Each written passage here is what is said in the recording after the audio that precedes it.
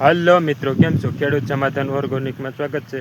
મિત્રો, આપણે સોળામાં જીવામૃત પાવાનું છે અને બાજરીમાં પણ પાવાનું છે. તો વિડીયોમાં સેટ સુધી જોડાઈ રહેજો અને આપણે રિઝલ્ટ પણ બતાવશું સોળાનું અને બાજરીનું. તો આપણે જોઈએ પહેલાં જીવામૃત. મિત્રો, આ લાઈનમાં આપણે જીવામૃત આવે આપણે બાજરીમાં અને સોળામાં પાવાનું છે. એટલા માટે થોડું થોડું આપણે બેયમાં પાઈ દેવાનું છે.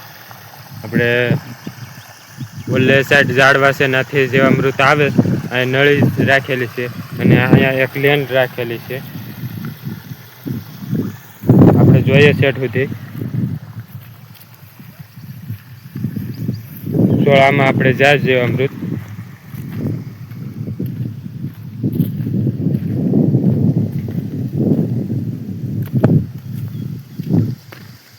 આવી રીતના સોળા છે મિત્રો.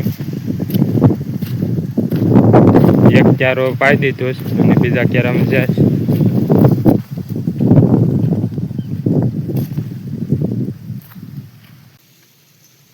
આવી રીતના સોળા છે મિત્રો. 3 4 હિંગુ બાંધેલી છે. સારામાં સારો ફાલ પણ છે અને આપણે જીવામૃત પાયા પછી પણ ફાલ સારો બાંધશે તો એ પણ બતાવશું.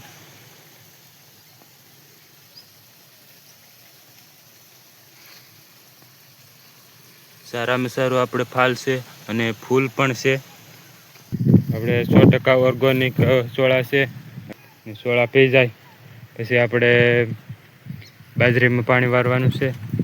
સોળામાં મકો પણ છે પારો પારો અને મરસી પણ છે.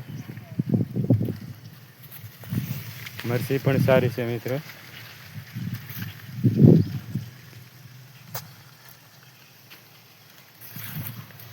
સોળામાં આપણે ગવાર પણ છે.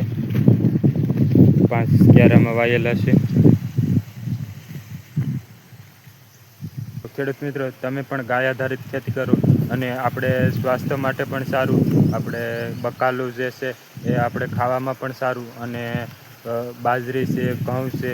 તો ખેડૂત મિત્રો, તમે પણ ગાય આધારિત ખેતી કરો અને આપણે ખર્ચો છે તે એમાં જરાય નથી. ખાલી ગાયનું છાણ અને ગૌમૂત્રનો ઉપયોગ કરી અને ખેતી થઈ શકે છે. તો તમે પણ એવી રીતના ખેતી કરો અને એમાં થોડી ઘણી મહેનત છે, બાકી કાંઈ વસ્તુ નથી. ખાતર કે દવાનો ઉપયોગ નથી કરવાનો. તો આપણે ગાય આધારિત ખેતી કરો અને એમાં પણ સારામાં સારું ઉત્પાદન થાય છે. તો એવી રીતના કરો તમે.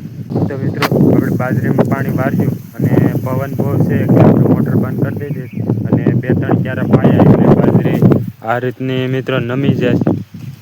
એટલે નમી જાય એટલે આપણે દાણો સારો થાય નહીં. જીરા જેવો દાણો થઈ જાય.